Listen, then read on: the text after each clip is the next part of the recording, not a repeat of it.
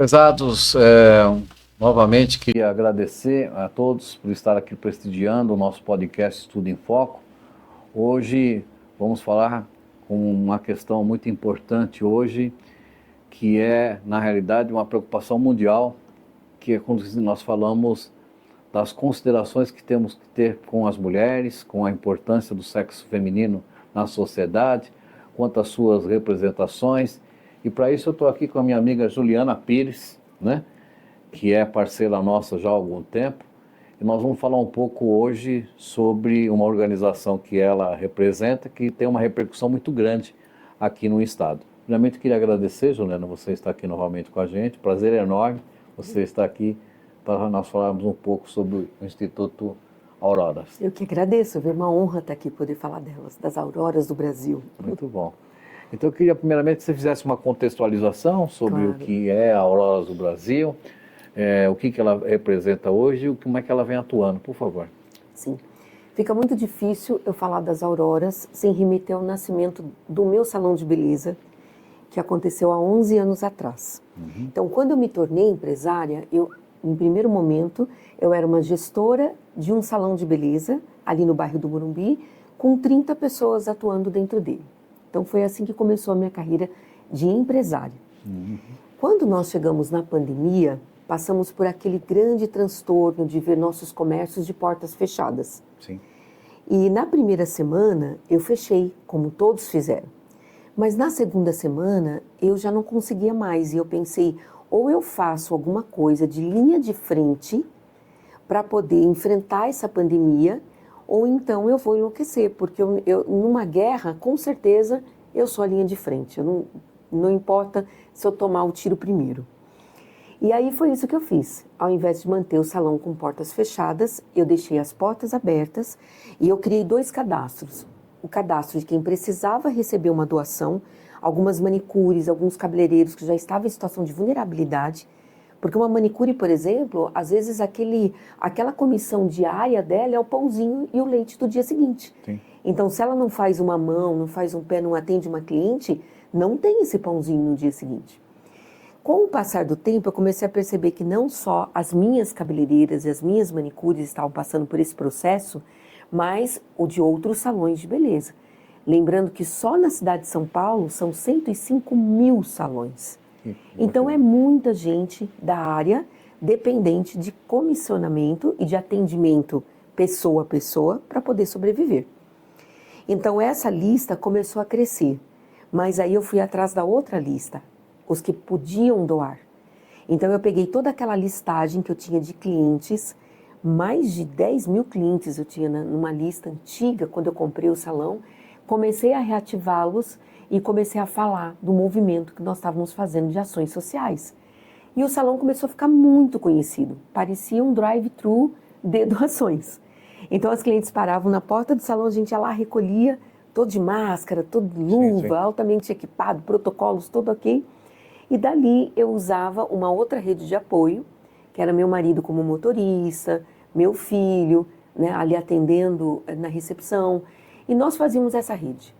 Pegava daqui e levava ali, pegava daqui e levava ali. O resultado foi muito bom. Muito bom. Quando nós terminamos a pandemia e pudemos abrir o salão de beleza novamente, eu percebi que a minha equipe estava comigo. Algumas equipes tinham sido esquecidas pelos donos de salão. A minha não, a minha estava ali, junto. Eu também pude observar que meus clientes estavam junto comigo. Muitos colaboravam fazendo pagamentos, inclusive antecipados, que nós chamávamos de créditos que eles iam usar depois. Então façam uma doação, façam um pagamento hoje, com a ideia de que quando abrir a porta você vai ter isso acrescentado, você vai ter isso investido em serviços. Então se você comprou 3 cortes de cabelo, você vai ter 4. E a coisa foi acontecendo. Bom, a pandemia acabou, as coisas voltaram, né? Aquele novo normal. E aí eu pensei em parar com a parte da doação. Mas uma vez que a gente começa, não dá para parar, né? As próprias clientes que frequentavam o salão, elas falavam assim, mas não, Ju, a gente não sabe para quem entregar nossas doações, a gente não confia muito. Tem ONGs, tem institutos que a gente sabe que estão aí só para roubar, que estão aí, são fantasmas.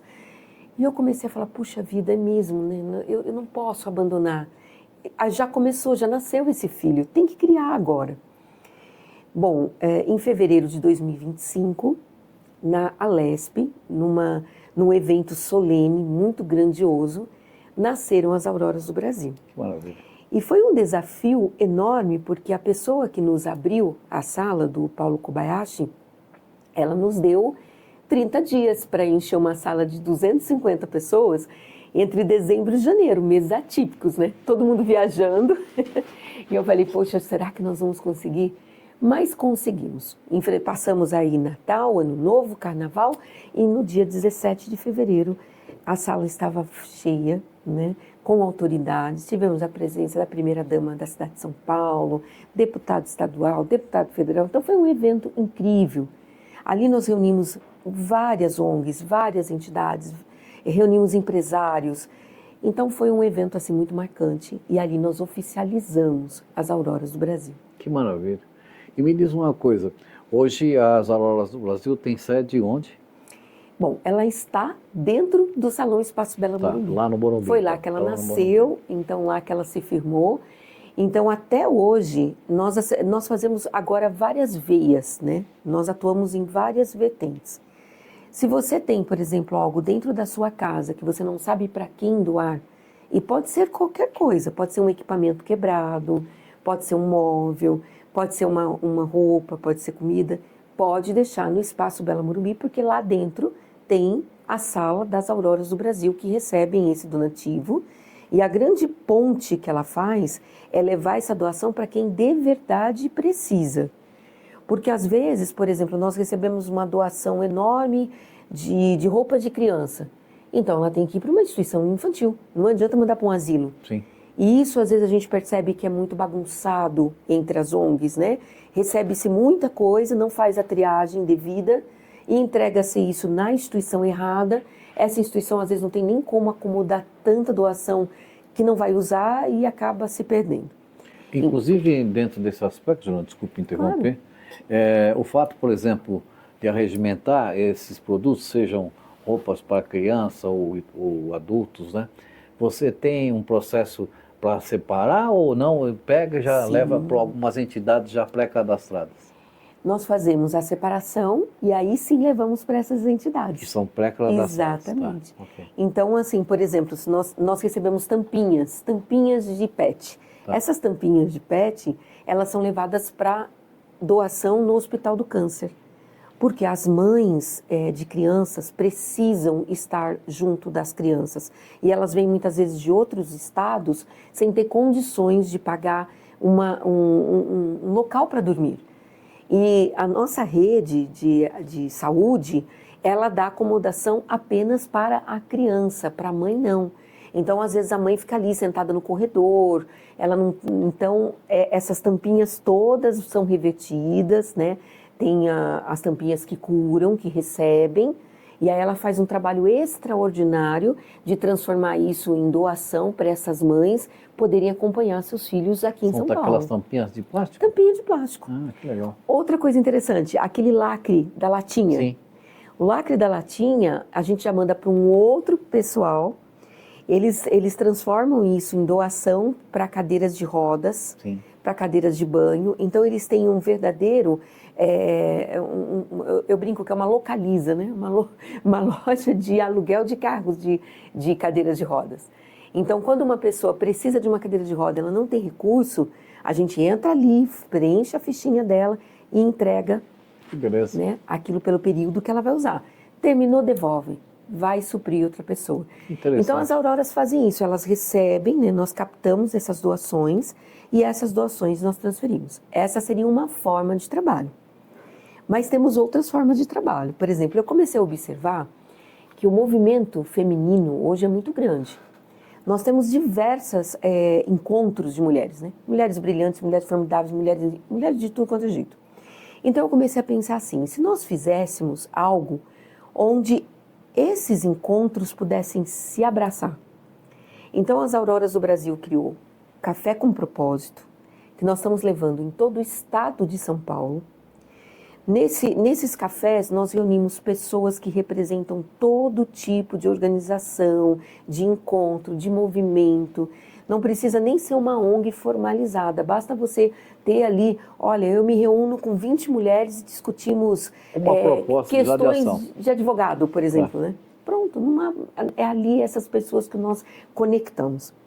Então, nesses cafés, o que eu incentivo? Primeiro, elas se apresentam, todos têm direito à fala. Nessa que elas estão se apresentando, elas já se conectam. Poxa, eu faço implementação da lei NR1. Eu tenho um salão de beleza, eu preciso trazer NR1 para dentro. Pronto, já conectei duas pessoas ali, elas se conversam. Essa é a ideia. Bom.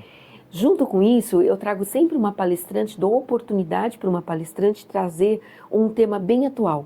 Vamos falar do feminicídio, vamos falar sobre defesa pessoal.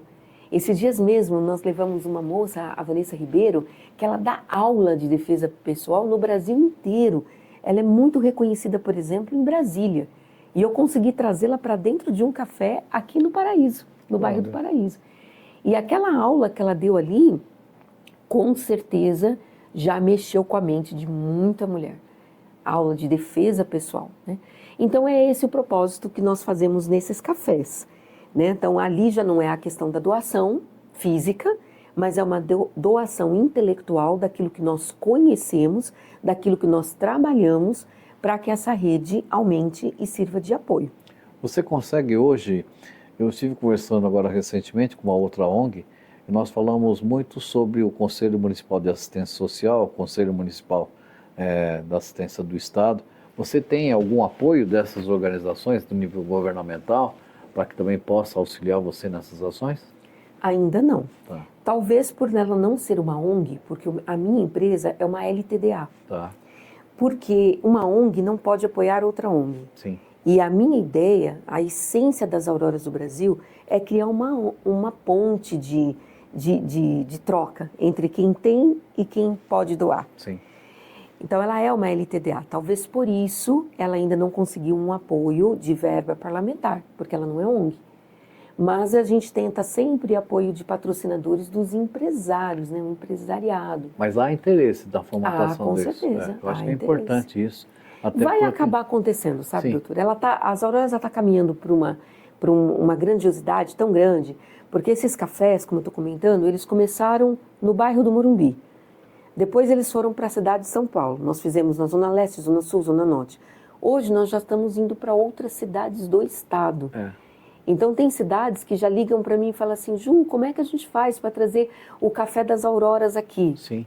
Então isso está tomando uma proporção que a qualquer momento vai precisar mesmo de mais apoio, vai precisar de uma formatação para poder ter uma emenda ou um edital, enfim, alguma coisa vai acontecer. Até porque a questão da representatividade neste segmento, seja específico para a mulher, ele precisa também ter uns olhos, né, a nível político, até porque a própria sociedade exige essa representatividade. E nós temos encontrado algumas dificuldades, até mesmo agora recentemente, que não há uma representatividade assim expressiva com relação ao apoio que você idealizou e que você imagina fazer com que essas pessoas possam angariar recursos para ajudar as próprias mulheres que estão aí na formação de mão de obra, não?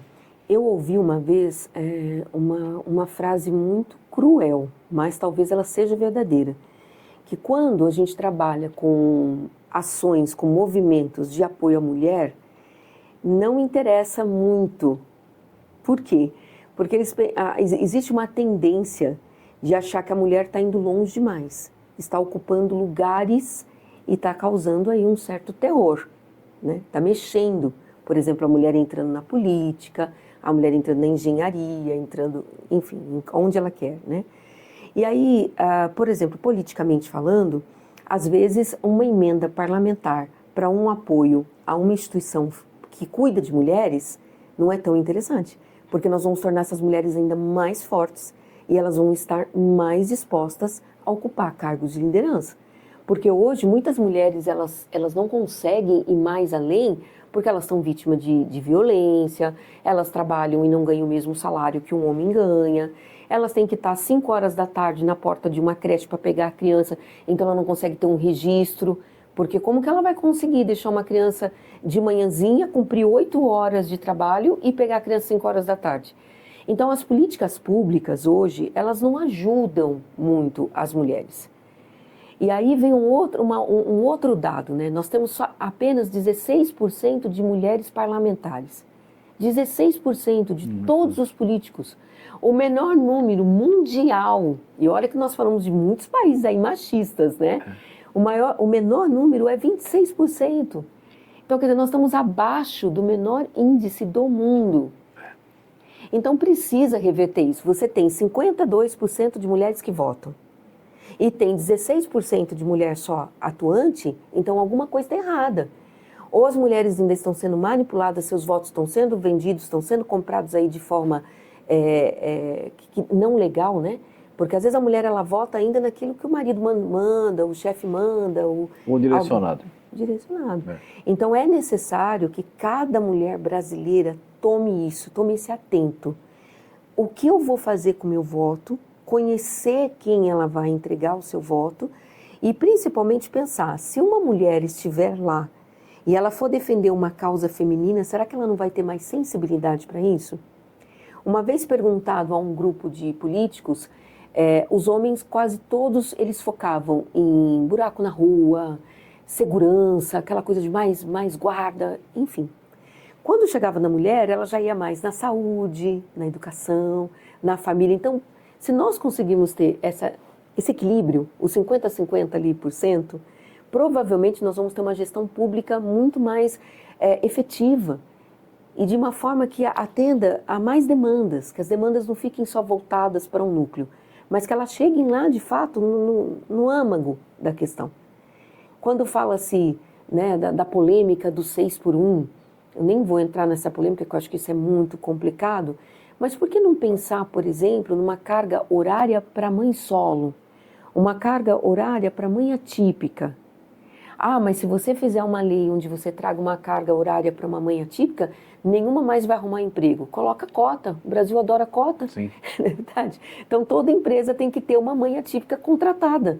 E uma mãe atípica que tem um horário que ela consiga cuidar da criança, porque uma criança em situação de especial é quase que 24 horas da mãe.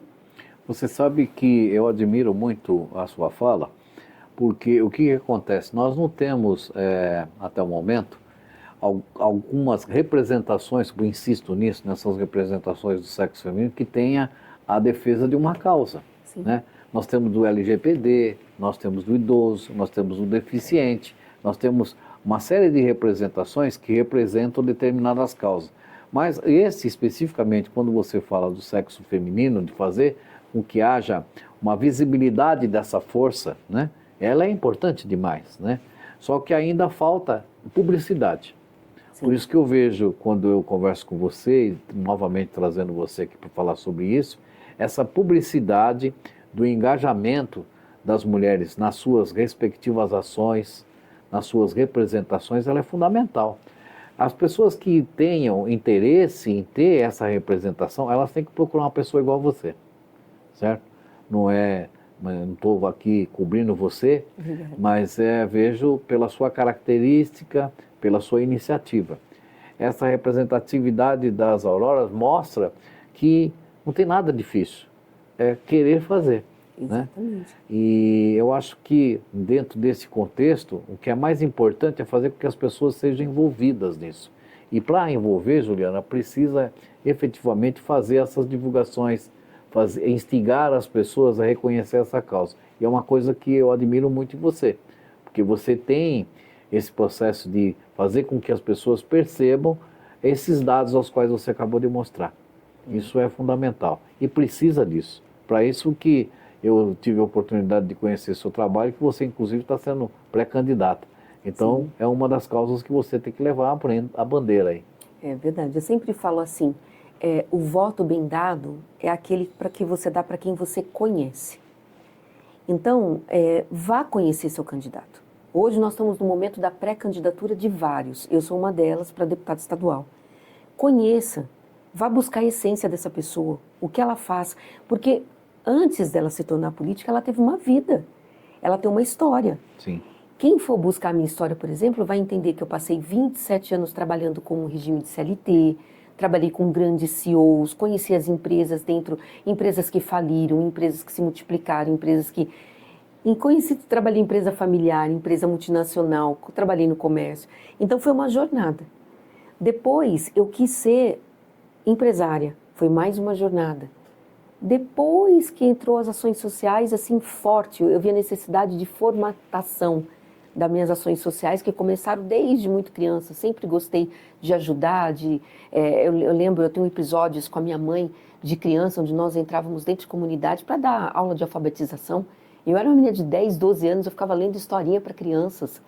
Então isso tá na veia, né?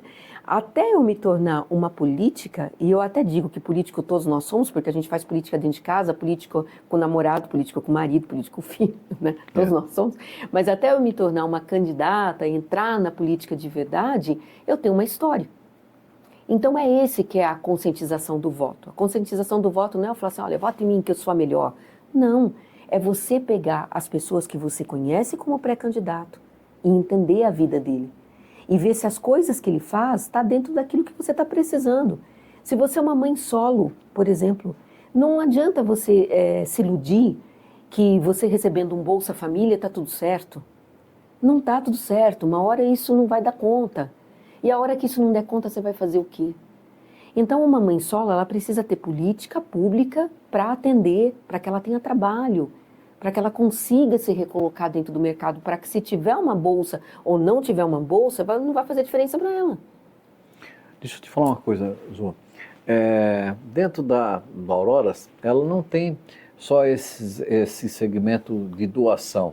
Ela também tem essas ações de integração das outras organizações para que elas possam, de fato, ter um círculo, né, de convivência e de propósitos, né? Fora essas ações, você tem alguma atividade dentro da organização que se refere a processo de capacitação para as mulheres? Exemplo, sei lá, ensinar o curso de manicure ou coisa nesse sentido? Sim, inclusive vai nascer, né, já vou dar um spoiler para vocês, uma escola, tá, de capacitação lá no Morumbi, nós vamos começar por lá, junto com o Roger Ajouri, do Jacques Janine. Na verdade, o idealizador foi ele, mas as Auroras estão apoiando. E como que vai ser essa escola? Vai ser uma mega escola de capacitação de cabeleireiros, manicures. Olha aí, tá vendo? E eles já vão sair da escola com um emprego, tá? Porque a falta que tem hoje de profissional na área da beleza é gritante. Sim. Como que ele vai trabalhar essa escola? Ele vai ter 70% dela realmente uma escola de cabeleireiros, e 30% uma escola com cunho social. E aí que vai entrar as Auroras. Então, vamos precisar de ajuda de emenda parlamentar para poder trabalhar totalmente no social, esses 30% com aquelas pessoas que não têm condições de pagar um curso, e elas vão fazer o mesmo curso daquelas que têm condições. E o grande diferencial dessa escola, você vai ter também lá um professor que vai ensinar sobre administração geral de negócios e educação financeira. Porque também não adianta você capacitar uma moça para ser manicure e de repente ela não ter um conteúdo de conversa bom para fidelizar o seu cliente. Então ela não adianta sair dali só sabendo cuticular uma unha, não. Ela precisa saber falar, ter um conteúdo gostoso para conversar com a sua cliente, entender de empresa e entender de educação financeira. Senão ela vai ganhar o dinheiro dela ou ela vai jogar na mão de um abusador. E aí não adiantou nada ela ter sido capacitada, ou ela não vai saber o tanto que ela ganha, o tanto que ela gasta. Deixa eu te falar uma outra coisa. Há alguma inclusão, alguma incursão dentro das questões de ensino, por exemplo, que vocês passam palestra para as meninas no processo de conscientização? Tem alguma coisa nesse sentido? Sim, o KNAI das Auroras do Brasil, ele é muito abrangente. Eu posso fazer, por exemplo, uma intermediação comercial. Então, eu posso, por exemplo, ver que alguém dá uma palestra incrível sobre um tipo de capacitação e eu faço a intermediação com uma escola. Isso a gente faz. Como também nós montamos eventos, qualquer tipo de evento, desde que tenha um cunho social. Certo. Então, por exemplo, você quer fazer uma festa de 15 anos para sua filha, mas você quer que as Auroras do Brasil estejam lá. Inclusive, nós levamos imprensa, a TV Relacionamento é um dos meus maiores parceiros das Auroras do Brasil. Então, nós fazemos com que esse evento se torne altamente reconhecido, porém, precisa ter uma causa social junto. Certo. Põe a entrada da sua festa com 1 quilo de alimento, Correto. faça uma doação, traga uma instituição dentro da festa. Por exemplo, tem uma instituição que eu amo de paixão, que são a Humanitas, que as meninas, quando elas completam 17 anos para 18, nesse período, elas são, os orfanatos não ficam mais com elas vão para a rua. Entende? Então, meninas que talvez ficaram no orfanato a vida toda, não foram adotadas, quando elas estão indo para os 18 anos, elas entram em colapso. Então, ali a Humanitas, ela dá apoio psicológico e depois, se ela realmente vai para a rua, porque não tem para onde ir, não tem família, não conseguiu construir família, eles acolhem essas meninas. E aí as Auroras do Brasil entram como? Nós pegamos doações, por exemplo, de terninhos, roupa social, damos aula para essas meninas de entrevista, como se portar na frente dos entrevistadores e colocamos elas no trabalho, no mercado de trabalho. É a forma como a gente encontrou para unir Auroras do Brasil com a ONG e com o empresário. Você pode usar esse material, também estou deixando uma dica para você, Tá. Na formação de recepções. Sim. Tanto para galerias, hospitais Verdade. e condomínios, que é uma necessidade assim premente, porque essa mão de obra não tem fácil. A mão de obra sumiu, né? A gente verdade. não sabe para onde elas foi. A gente brinca, eu brinco que elas estão tudo com as araras azuis, né? Sumiram as araras azuis, sumiram as mãos de obra, em extinção. Mas talvez a gente, politicamente, tem lá, a gente sabe por que está acontecendo isso, mas a gente precisa mudar esse cenário. Sim. Precisamos conscientizar as pessoas que trabalhar é bom, necessário, digno, garante futuro. Trabalhar não é para enriquecer outra pessoa, mas a si próprio. O trabalho, ele faz a gente sair, inclusive, de situações de tristeza. Eu sou muito a favor de trabalhar. Eu comecei muito cedo e eu tenho certeza que se eu não tivesse começado a trabalhar muito cedo, não estaria onde estou hoje. Não teria ajudado tantas pessoas como eu ajudei até hoje. Então, não vale a pena ficar em casa achando que o assistencialismo resolve. Não resolve. Então, quem tem uma especialidade, sabe? Quem sabe fazer, volta para o mercado de trabalho. Precisa de você. Deixa eu falar para você, tem alguma ação para pessoas idosas? As pessoas idosas, olha que eu estou caminhando para lá, já tenho 53 anos, daqui a pouco eu sou 60 a mais. Nós somos todos crianças hoje. Mas tem sim. Eu tenho uma parceira que é a Heloise Link, que ela trabalha com longecidades, é o projeto dela. O que é o longecidades? É um trabalho que fala da longevidade que nós vamos levar itinerante. Então, nós vamos levar a toda a proposta que ela tem, que primeiro nós falamos sobre a saúde da mulher 60 a mais. Tudo muda, hein, gente? Depois que entra na menopausa, é uma loucura. Sim. Tudo muda, mas também muda na vida do homem. Nós levamos trabalhos, dinâmicas, de exercícios para a pessoa 60 a mais. Então, é um projeto que a Heloísa criou de um dia todo, que nós vamos estar levando para dentro das prefeituras de todo o estado de São Paulo, junto com o apoio das Auroras do Brasil. Então, nesse projeto de um dia todo, os 60 a mais vai ter leitura, vai ter roda de bate-papo, nós vamos entender as necessidades. Por exemplo, a Avenida Paulista, ela tem um contingente enorme de idosos. E aos domingos, com esse projeto da Rua Aberta, a Paulista ficou intransitável. Sabe o que está acontecendo com os nossos idosos na Paulista? Eles estão deixando de receber as visitas dos filhos e dos netos aos domingos, que era o único dia, às vezes, que eles podiam ver seus filhos e netos. Porque eles não conseguem chegar na Paulista, não tem onde parar o carro, às vezes o carro para muito longe, não tem como levar, por exemplo, o pai e a mãe para um parque, para um restaurante, não dá. Então, eles estão ficando isolados na Paulista de domingo. E isso está gerando um índice enorme de depressão na velhice. Olha que coisa, a gente não imagina que isso está acontecendo. Por quê? Porque a Paulista está infestada, né, de todo quanto é tipo de mercado aberto, ambulante, sonegador de imposto e com um ruído altíssimo, A poluição sonora ao domingo é maior que a poluição sonora no pico do trânsito da Paulista. Então, o domingo está se tornando infernal para os nossos idosos. Então, precisamos trabalhar, precisamos trazer esses projetos, ir lá na prefeitura, tentar mudar isso.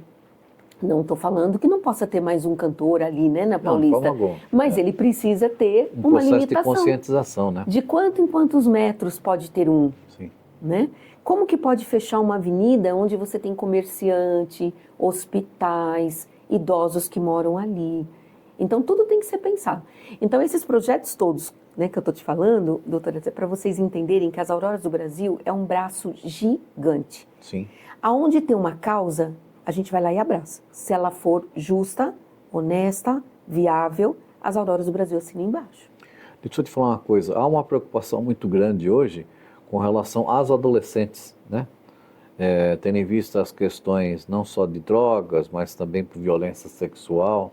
O que as Auroras têm feito nesse sentido? Como eu falei, né? A abrangência é enorme. Do mesmo jeito que nós temos esse núcleo de idosos que tem os seus problemas, nós temos ali os adolescentes que já é outro mundo. Porque eles estão num outro momento, né? A gente fala que são gerações praticamente... diversas. Diversas mesmo, porque eles já estão no mundo digital. E não adianta querer fazer encontro com eles, por exemplo, um café com propósito para eles, que eles não vão. Então, como diz a minha filha, a parada é outra. Então, o que as Auroras do Brasil podem fazer pelos adolescentes? Então, eu vou jogar isso para vocês.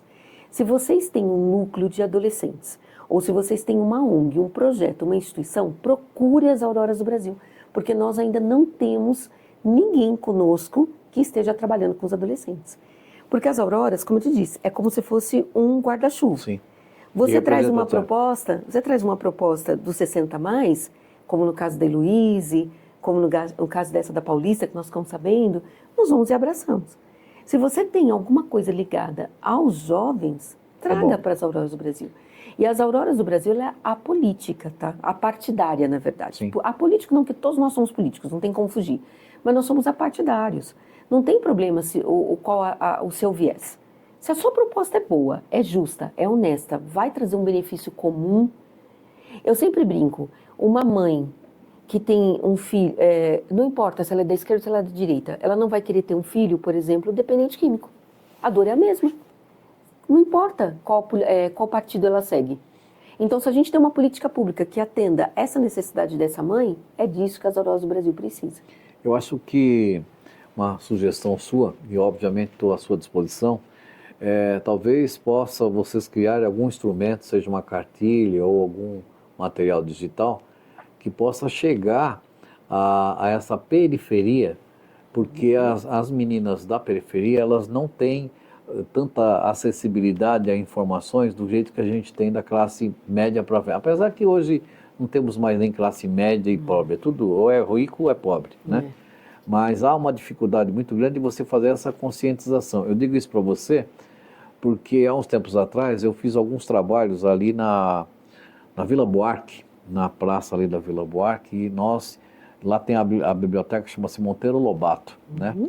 E a gente fazia um processo lá de conscientização dos idosos e dos jovens para que eles pudessem sair dos apartamentos, porque eles não saíam, certo? Ficavam concentrados. Então, hoje, pelo que eu imagino, não faz tempo que eu não estou mais nisso, mas eu imagino que esse pessoal está vidrado nos computadores, vidrado no celular e não tem nenhum tipo de atividade. E se eles saem desse quadrilátero que é o seu espaço físico, seja o prédio ou a sua casa, ele está extremamente vulnerável para a sociedade, para os viciados, para a criminalidade, né? Então, eu acho que... A saúde mental está afetada dos nossos jovens. Nossos jovens estão com a saúde mental afetada. Sim, muito, muito. Então, eu acho que é importante também fazer esse trabalho. Mas, independentemente disso, eu reconheço a sua iniciativa, eu acho que é prudente fazer isso. E queria saber se as pessoas, na realidade, quiserem aderir a essa causa de se agregar à sua ONG, como é que elas devem fazer, quais são os caminhos que possam ter essa oportunidade de adesão. Você pode ser, por exemplo, uma embaixadora das Auroras do Brasil. Hoje eu tenho, por exemplo, a doutora Mônica Matias, que é uma psicóloga, e ela é embaixadora. Então, o que ela faz? Ela divulga, né? Ela fomenta as Auroras do Brasil onde ela vai e, inclusive, ela consegue trazer o valor social dos atendimentos psicológicos. Então, essa função é muito bacana se você tem algo que você possa contribuir com aquilo que você sabe fazer, né? Jurídico, na área da saúde mental, da psicologia, é bem interessante. Outra coisa que você pode fazer é seguir nossas redes sociais. A rede social é a parte mais barata, né? Gratuita de você apoiar uma outra pessoa. Você dá ali um curtir, um seguir, não custa nada. E, de repente, quando você faz isso, você está jogando para outras pessoas, essas pessoas vão se beneficiar. Então, nós também temos a nossa rede social, né, no Instagram, que é @aurorasdobrasil, que a pessoa pode entrar lá, curtir e levar Legal. isso adiante, né? Então, você pode ser presencialmente uma Aurora do Brasil, como uma embaixadora. Não paga nada, tá, gente? Não tem associação, não tem carteirinha, não tem mensalidade, não tem nada. Nenhuma burocracia. Nenhuma burocracia. É só chegar e fazer parte. Exatamente. Só se tornar uma Aurora. Para entrar em contato, para fazer essa adesão, eu queria que você dispusesse para eles aqui. Claro, vamos lá pelo WhatsApp, né? Sim. Eu acho que é o canal mais rápido que tem hoje. 11 DDD 9 7523 3935. Por favor. 11 9 7523 3935. Muito bom. Juliana, queria novamente agradecer imensamente você estar aqui. Eu adoro conversar contigo para ter essa perspectiva da representatividade feminina. E você o faz com bastante mistério, né? Tenho, de fato, acompanhado você e fiz questão de trazê-la aqui para você falar sobre essa sua iniciativa e demonstrar quais os cuidados. Então, um prazer enorme ter você aqui novamente, viu? Tudo meu. Eu espero que aqui nós demos uma pincelada, né? Sim. Quem quiser saber mais, quem quiser saber mais a fundo da nossa história e participar mais, pega aí o WhatsApp e manda agora uma mensagem. E, obviamente, prestigiar aqui a Juliana na sua carreira política, que para nós também é uma defensora importante da causa. Eu acho que é importante vocês terem ela no seu Instagram e acompanhar todas as ações, que é uma pessoa que eu indico na sua representatividade, viu? Não desistam, nem da política e nem dos políticos. Não desistam, gente. É isso aí. Senhoras e senhores, novamente muito obrigado. Queria agradecer mais uma vez vocês estarem prestigiando o nosso podcast Estudo em Foco. Hoje conversamos de um assunto extremamente importante a todos aqueles que se interessam pelas causas da representação do feminino e, obviamente, não deixar de forma nenhuma desamparado esse reconhecimento fundamental das mulheres. Um grande abraço a todos e muito obrigado.